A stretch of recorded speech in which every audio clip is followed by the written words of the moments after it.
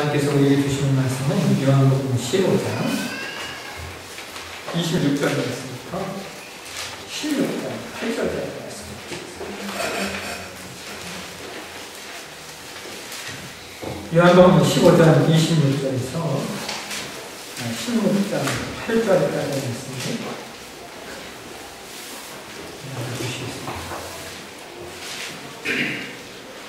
같이 한 목소리로 이렇게 보이겠습니다. 내가 아버지께로부터 너희에게 보낸 보혜사 곧 아버지께로부터 나오신 진리의 성령이 오실 때에 그가 너희에게 증언하실 것이고 너희도 처음부터 나와 함께 있었으므로 증언합니다. 내가 이것을 너희에게 이름은 너희로 실수하게 하니까 하니 사람들이 너희를 출교할 것이라 때가 되면 물론 너희를 죽이는 자 생각하기를 이것이 하나님을 숨기는 일이라. 그들이 이런 일을 할 것은 아버지와 나를 알지 못합니다. 오직 너에게 이 말을 할 것은 너희도 그때를 가면 내가 너희에게 말한 이것을 기억하게 되었고 처음부터 이 말을 할 것은 내가 너희와 지금 내가 나를 보이신 이에게로 가는데 너희 중에서 나도 어디로 가는지 묻는 자가 없고 또 여호와가 이 말을 하고 너희 마음에 근심이 가득하였다. 그러나 내가 너희에게 실상을 말하니 내가 떠나는 것이 너희에게 유익이라. 내가 떠나지 않으면 보혜사가 너희에게로 오시지 아니할 것이요 가면 내가 그를 너희에게로 보내니 그가 와서 죄에 대하여 의에 대하여 심판에 대하여 세상을 책망하시리라. 아멘. 조명을 배우는 분들도 있습니다. 하나님 오늘도 우리에게 말씀을 주시옵소서. 하나님의 말씀이 우리 가운데 증거되어지고 선포되어질 때 우리가 주의 음성을 듣게 하시고 이 말씀을 통하여 우리의 삶이 우리의 신앙이 성숙하고 성장하고 변화될 수 있도록 하나님의 베풀어 주옵소서. 시험주간 사람을 세우셨습니다. 하나님 말씀 똑똑히 잘 증거하게 하시고 전하는 자나 듣는 자나 하나님의 보좌로부터 올라오는 그 은혜의 풍성함 있는 귀한 시간 되게 하시고 무엇보다 성령의 내주하시고 조명하시고 교통하시는 역사가 우리 가운데 있도록 은혜 베풀어 주옵소서. 거룩하신 예수님의 이름으로 기도합니다. 아멘. 본문의 말씀을 가지고 요한복음 강의 98번째 시간 친구에게 오시는 성령이 같이 말씀하도록 하겠습니다. 지난주 목요일에 캠프장 리더십 세미나를 진행하겠습니다. 그때 나누었던 주제가 함께 승리하기 위한 투자라는 주제의 내용이었습니다. 소그룹 리더로서 함께 승리하기 위해서는 자신의 소그룹 지체들에 대한 투자가 있어야 된다는 겁니다. 그러면서 그렇다면 어떻게 소그룹 구역원들에게 투자하는 리더가 될 것인가? 그 내용, 투자의 원칙 5가지 내용을 우리가 살펴보는데요. 그 5가지 원칙 중에 하나가 축하의 원칙이라고 하는 내용이 있었습니다. 그런데 그 축하의 원칙을 설명하면서 이렇게 설명하고 있었습니다. 친구의 실패에 가슴 아파하는 것보다 친구의 성공에 대해 함께 기뻐하는 자가 우정의 깊이를 가늠하는 시금석이 된다. 여러분, 이 말은 우리가 친구의 실패에는 함께 가슴 아파하는 것을 잘 알지만 친구의 성공에는 함께 기뻐하지 못한다라고 하는 것을 전제하면서 이야기하는 겁니다. 그래서 진짜 친구는 그가 어려움을 당했을 때는 물론이고 그가 무슨 일에 성공했을 때 그의 반응을 보면 이게 진짜 친구인지 아닌지 분간이 된다는 겁니다. 왜냐하면 놀랍게도 친구 사이에도 불구하고 그가 잘된 것을 보면 어려워하는 것이 보통 사람의 내면의 심리라는 것입니다. 그러나 하나님의 사람은 친구가 잘 되기를 소망하고 나보다 잘 되게 만들 수 있는 사람이어야만 됩니다. 만약 우리가 이것이 극복되지 않으면 여러분 어쩌면 내일 주에는 실패한 사람들 사람들밖에 남지 않을 수 있습니다.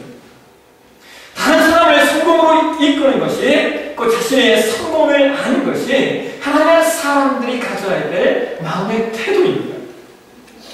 그래서 친구 관계에 있어서 그와 내가 함께 성장하고 있는가, 그것이 삶의 태도와 자세이든 그것이 신앙의 내용이든 그와 내가 함께함으로 말미암아 내 수준이, 내 삶의 수준이 좀 더 업그레이드 되어지고 내 신앙이 좀 더 성장할 수 있어야 된다는 겁니다. 이것이 진짜 친구입니다. 만약 여러분이 나와 함께하는 사람으로 말미암아 내가 하나님을 예배하고 찬양하고 경배하는 일들이 약화된다면 여러분 그것은 친구가 아닙니다. 신자는 주 안에 있어야 생명을 얻는 자들인데 주 안에서 멀어지게 된다면 생명을 잃게 만드는 것이니 그것이 무슨 친구이겠습니까? 그래서 우리는 분별해야 됩니다. 분별. 만약 여러분이 만나는 분이 여러분으로 말미암아 하나님을 더 알고 하나님께 더 가까이 가고자 하는 마음이 일어나게 한다면 그것은 친구입니다. 만약 그렇지 않다면 적어도 신앙에 있어서 그렇지 않은 사람은 친구가 아닙니다. 오늘 우리가 계속해서 보고 있는 말씀은 예수님께서 우리를 친구로 대접하시면서 친구인 우리에게 있게 될 일들에 관하여 우리가 계속해서 말씀을 나누고 있습니다. 여러분 기억하십니까? 지난주에 우리가 예수님의 친구가 되게 되면 우리에게 찾아오게 될 두 개의 사건을 나누었습니다. 그 첫 번째가 우리가 예수님의 친구가 되면 요한복음 15장 16절에 말씀하는 것처럼 우리 삶에 열매를 맺게 하시고 열매를 항상 있게 하시며 더 나아가서 우리가 주님께 구하는 것을 다 받게 하시겠다라고 예수님 말씀하셨습니다. 이것은 예수님의 친구가 누리게 될 놀라운 특권이 아닐 수 없습니다. 그 다음에 두 번째 내용이 친구된 우리에게 나타나게 되는 현상인데 그것이 바로 미움과 박해가 있을 것이라는 내용입니다.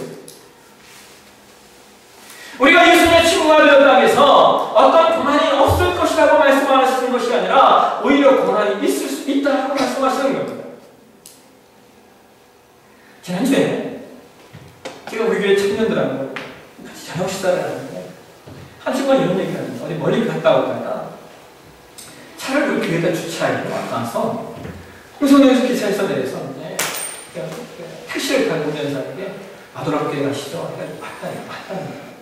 그랬더니 이 택시 운전사 하는 분이 교회 다니세요? 교회 다녀요. 참 이렇게 얘기를 하더라고요. 나는 교회를 안 다니는데 나를 좀 한번 교회로 인도해 보라고. 놀랍지 않습니까? 얼마나 어리스럽습니까? 나를 좀 한번 교회로 인도해 보라고. 근데 그 사람이 이어서 하는 말이 이상한 뉘앙스의 말을 하는 거예요. 나를 교회로 인도하려면 당신이 아가씨니까 할 수 있는 일이 많을 거라는 거예요. 그럼 이 뉘앙스가 이해가 되십니까? 그러면서 그 사람이 점점 이상한 얘기를 하는 거예요. 나를 교회로 인도하려면 아가씨가 할 일이 많이 있을 거라고. 여러분 제가 이 얘기를 들으면서 마음이 너무너무 아픈 거예요. 여러분 세상 사람들이 다 그런 건 아니지만 시대가 악해지다 보니까 많은 사람들이 예수 믿는다고 하는 그것을 가지고 어떻게 이용해 먹을까? 악한 이 마음을 먹는 경우들이 너무 많다라고 하는 거예요. 제가 군대에 있을 때, 여러분 제가 군대 얘기를 가끔 하죠. 제가 이중보직으로 일을 했어요. 군종 일을 하면서 또 작전과 정복과 정과 이렇게 돌아다니시면 제가 이렇게 두 개의 일을 했습니다. 근데 제가 군대에서 교회를 건축했어요. 예배당을 딱 건축하고 나니까 대단하게 저를 부르던 하는 말이 야 봐라 이 예배당에 우리 대리에서 가장 좋은 건물이다. 그러다가 이 예배당 관리 잘 하면서 이제 다른 일 하지 말고 군종 일만 해라. 그래서 제가 예배당 건축하고 나서 군종 일만 이렇게 하게 되었습니다. 그래서 이제 제가 이제 아침에 축구를 교회로 가는데 교회 가 있으면 꼭 그 전화가 와요. 선임하사들이 저를 부르는 거예요. 와서 우리과 일 좀 도와달라고. 저는 뭐 교회 일이 막 숙종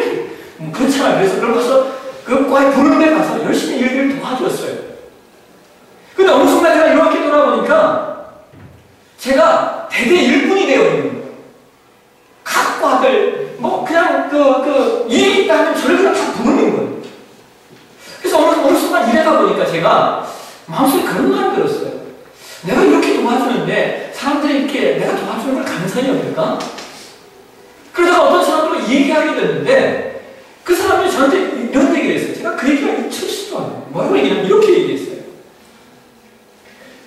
야, 내가 이렇게 일 좀 도와주는데 너희를 고마워는 하냐? 그랬더니 이렇게 얘기했습니다. 야, 너는 군대에서 네가 좋아하는 일 하는데 네가 좋아하는 일 하는데 우리가 널 좀 불러서 일 좀 시켰다고 고마워할 게 뭐냐? 다른 사람들은 군대에서 자기 좋아하는 일 못하는데 너는 그래도 군대에서 네가 좋아하는 일 하지 않냐? 근데 우리가 널 불러서 일 시켰다고 너한테 고마워해야 될 이유가 어디 있냐라고 합니다.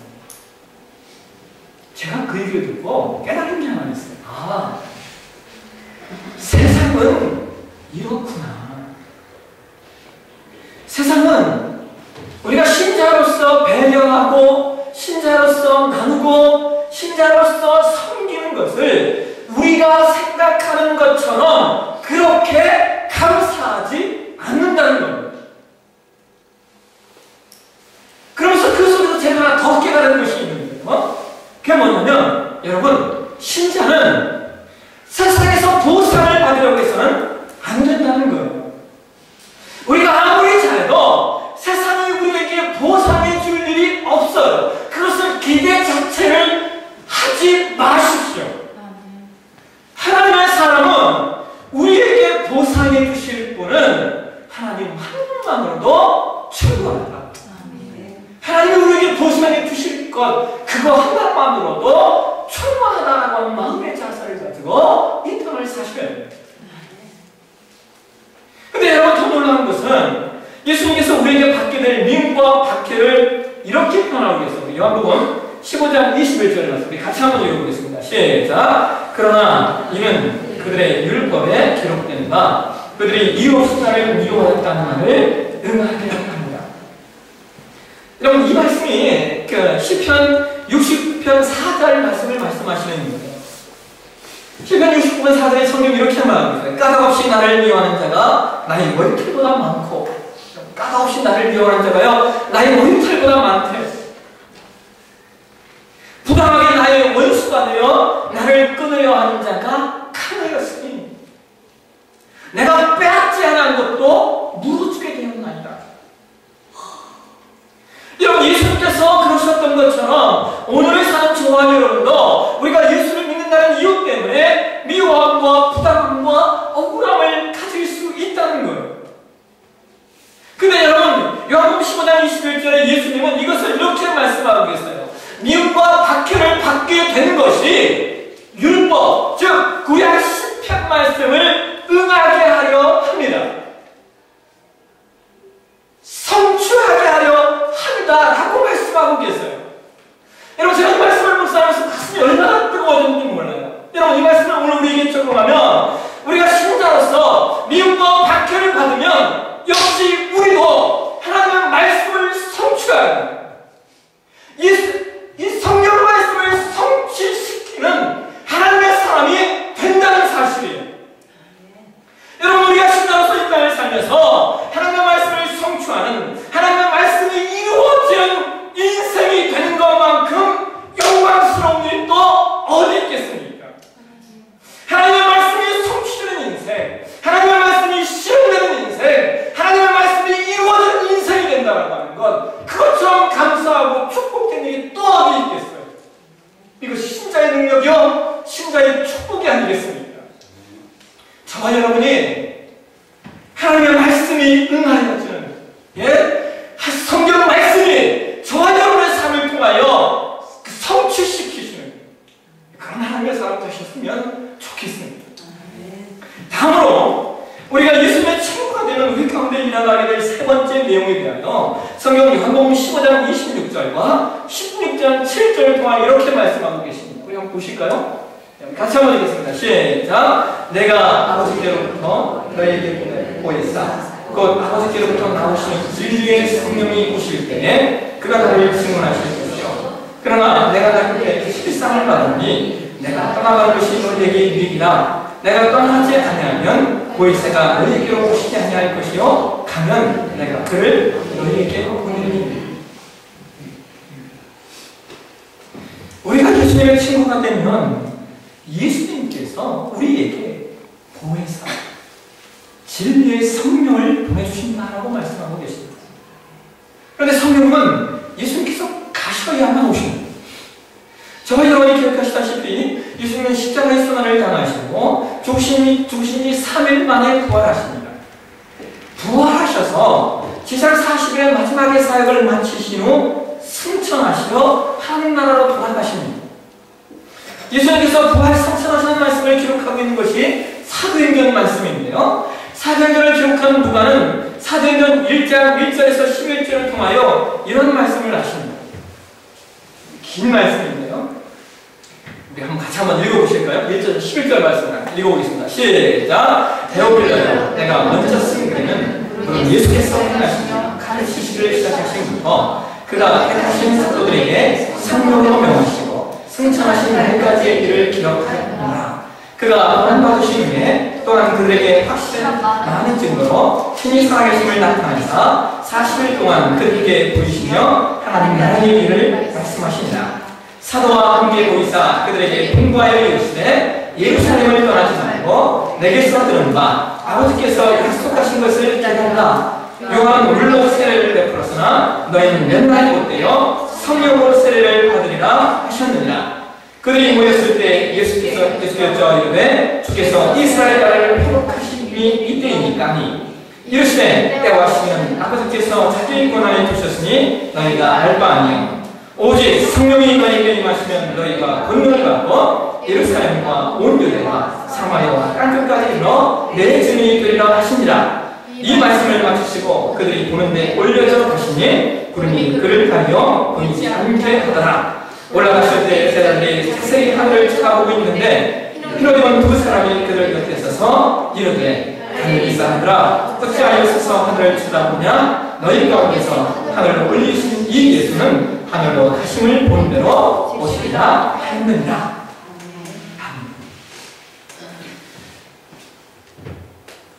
오늘 저와 여러분이 공독했던 요한복음 15장 말씀에서도 예수님께서 성령의 오심을 예언하고 있고 지금 사도행전 1장 방금 공독한 말씀에서도 예수님이 승천하시면서 다시 한번 제자들에게 약속하시는 말씀이 성령의 세례가 있을 것을 예언하고 계십니다.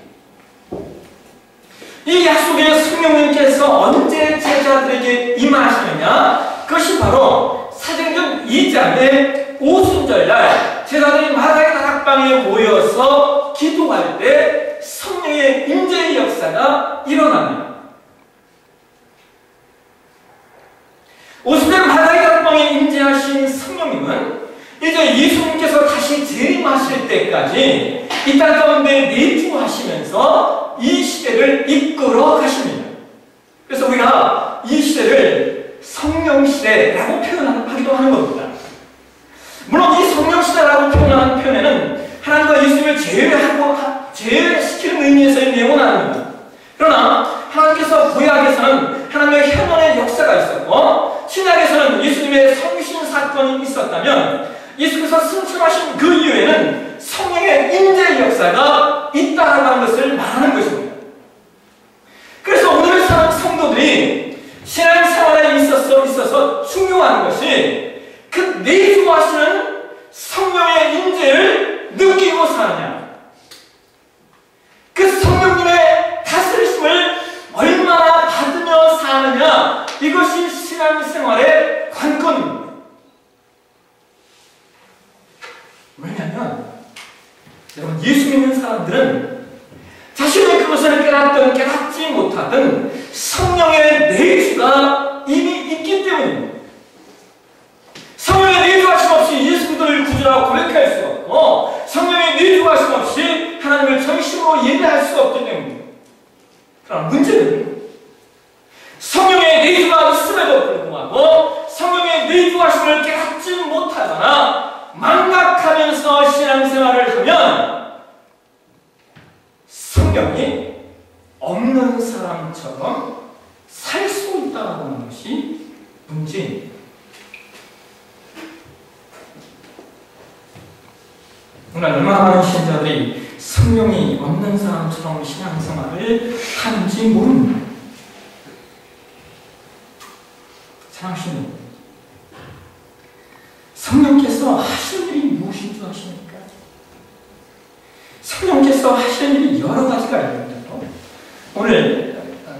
두 가지만 참고하고 다음 시간에 몇 가지 더 내용들을 함께 살펴보려고 한번 요한복음 14장 26절 말씀을 함께 보실까요? 같이 한번 보겠습니다. 시작. 보혜사 곧 아버지께서 내 이름으로 보내실 성령 그가 너희에게 모든 것을 가르치시고 내가 너희에게 말한 모든 것을 생각나게 하리라. 요한복음 14장 26절에서 성경은 성령께서 하시는 일 두 가지를 말씀하고 있습니다. 그 첫 번째 일은요, 성경이 그렇게 말하고 있어요. 그가 모든 것을 가르치고, 성령은 우리에게 가르치시는 분입니다. 이것이 성령님의 일입니다. 여러분, 그렇다면 성령께서 우리에게 무엇을 가르치실까요? 성령께서 우리로 말미암아 가르치시는 것은 우리가 하나님의 백성이기 때문에 하나님의 백성답게 사는 법, 하나님의 뜻대로 사는 법을 가르치십니다. 하나님의 사람이 하나님의 방법대로 사는 법, 그것을 가르치시는 것이 성령의 일입니다. 그런데 그 방법을 우리가 어떻게 알게 되느냐? 결국 우리가 무엇으로 돌아가냐면 결국 말씀으로 돌아가는 거예요.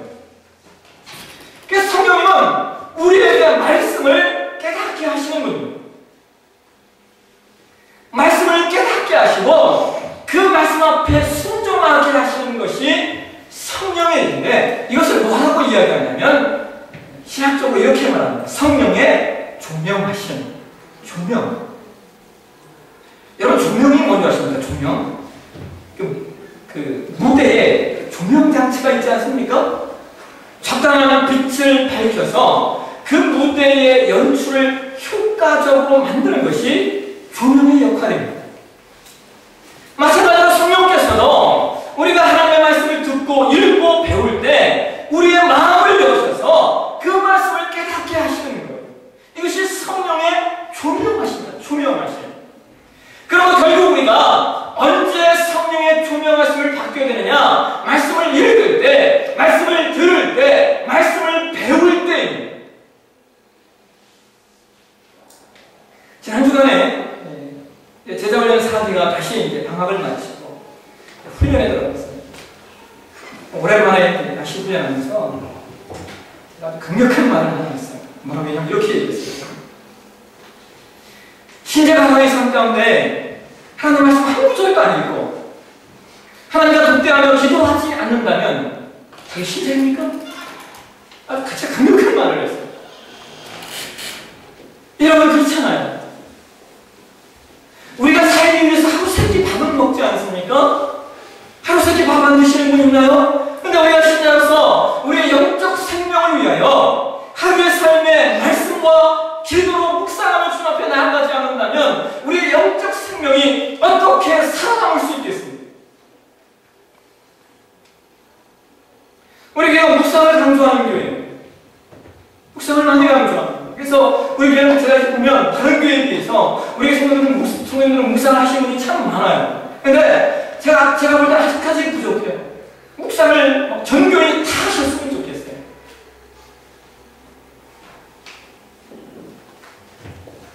우리가 성령의 임재와 성령의 역사를 경험하지 못하는 이유는 우리가 하나님의 말씀과 기도 앞에 우리를 세우지 않기 때문입니다.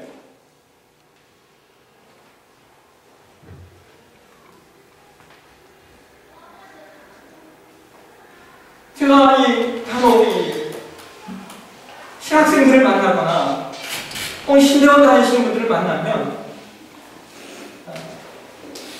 맨 처음 묻는 말이 있어요. 이렇게 물어요. 묵상하세요? 전도사님, 묵상하세요? 왜냐하면 놀랍게도 묵상하지 않는 신학생이 있더라는 거예요.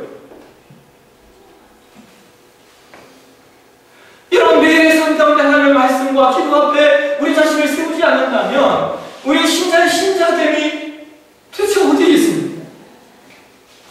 우리가 성령의 내주와 임재를 우리의 삶 가운데 강력하게 느끼며 살지 못하는 이유는 가르치시는 성령의 역사를 매일의 삶 가운데 우리가 경험하지 못하기 때문입니다.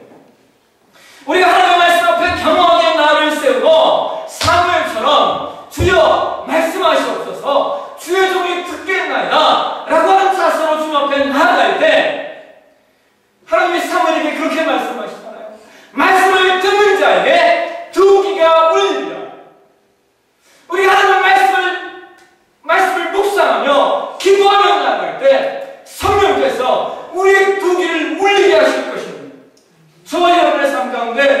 역사가 있길 소망합니다. 두 번째로 성령께서 하시는 일은 예수님께서 말씀하신 것들을 우리에게 생각나게 하신다라고 성경은 말하고 있습니다. 여러분 마태복음 26장으로 가시면요, 예수님께서 로마의 군인들에게 잡히시는 장면이 나옵니다. 예수님께서 로마의 군병들에게 잡히시기 전에 마태복음 26장 31절 이하를 보시면은 예수님이 이런 말씀하셔요. 오늘 밤에 너희가 나를 다 버리리라. 이게 꼭 베드로가 이렇게 얘기해요. 주여, 모두 주를 버릴지라도 나는 결코 버리지 않겠다. 결사하는 죄를 버리지. 그러니까 예수님께서 네가 오늘 밤 바꾸기 전에 3번 나를 부인할 거냐? 라고 얘기하십니다. 이 말을 듣고 베드로와 그다음에 다른 제자들이 동시에 이렇게 얘기합니다. 26장 35절 우리 한번 같이 한번 보실까요? 베드로가 이르되 내가 주와 함께 죽을 전정 주를 동행하지 않겠나이다 하고 모든 제자도 그와 같이 말하라. 모든 제자들이 그와 같이 얘기했어요. 근데 여러분 그 마태복음의 26장 56절에 성경이 이렇게 말하고 있습니다. 그러나 이렇게 된 것은 다 성자의 글을 이루려 함이라 하시더라. 이에 제자들이 다 예수를 버리고 도망하니라. 다 도망갔어요. 아무도 남지 않았어요. 결코 주를 버리지 않겠다고 장담하던 베드로는 예수님의 예언대로 그 밤에 3번씩이나 예수님을 모른다 부인합니다. 근데 여러분, 마태복음 26장에 75절을 보시면 성경이 이렇게 말하고 있습니다. 이에 베드로가 예수의 말씀을 다 올리기 전에 내가 3번 나를 부인하리라 하심이 생각나서 밖에 나가서 힘 터놓을까. 잘하시네요. 베드로가 주님을 배반하는 사람이지만 여러분 저는 그럼에도 불구하고 그가 다시 회복될 수 있었던 단 하나의 이유가 바로 이 말씀이라고 생각합니다. 예수님의 말씀이 생각나서 예수께서 말씀하신 그 말씀이 생각나서 3번이나 그랬지만 심하게 통곡하며 회개할 수 있었다는 거예요. 다른 자들도 마찬가지예요. 그들에게 예수님이 말씀하셨던 말씀들이 생각났어요. 사랑하시는 여러분, 이것이 성령의 일이에요. 성령 우리에게 말씀을 생각나게 하셔요. 그래서 우리를 다시 회복시키십니다.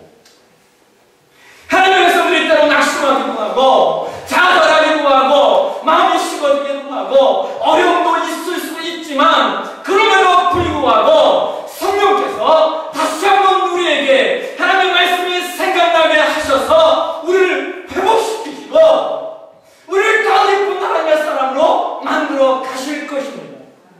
이것이 성령의 일이에요.